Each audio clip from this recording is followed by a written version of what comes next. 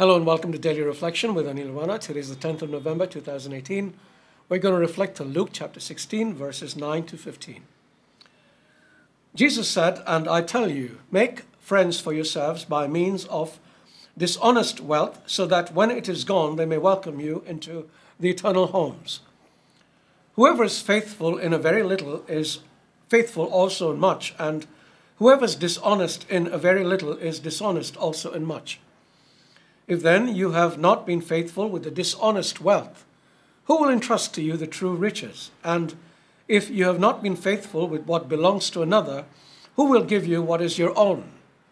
No slave can serve two masters, for a slave will either hate the one and love the other, or be devoted to the one and despise the other. You cannot serve God and wealth."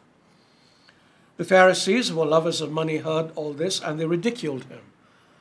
So he said to them, "You are those who justify yourselves in the sight of others, but God knows your hearts, for what is prized by human beings is an abomination in the sight of God." The Gospel of the Lord. A scribe once asked Jesus, "What is the greatest commandment?" And Jesus answered, "You shall love the Lord your God with all your heart, with all your soul, with all your mind, and with all your strength." We are told to love God with all of our being because we cannot serve two masters. One will end up dominating the other. Our attachment to money is usually a very good indicator of our relationship with God. The more attached we are to money, the less attached we are to God. And if we aren't able to be easily parted from our wealth, it is a good sign that our faith in God is slim, regardless of how much we might profess the contrary, and see how miserable we are as a result. But it isn't just an attachment to money that indicates a divided heart. Any attachment to anybody or anything reveals a heart that is divided and causes pain. Take a moment to think about this. But isn't this normal, you might ask, to be attached to people and things? Yes, in the worldly perspective, but when it comes to God, it has got to be all Him, because that is the secret to abundant life. Paul had learned this secret.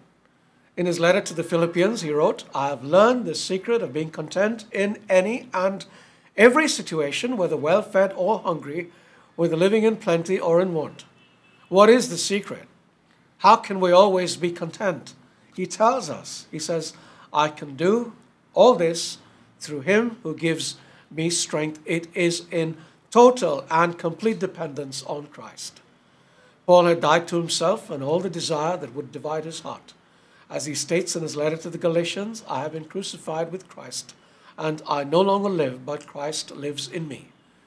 We can achieve this too by dying to ourselves daily, letting go little by little of every attachment we have to the things of this world, replacing them with an attachment to Christ until we are wholly His.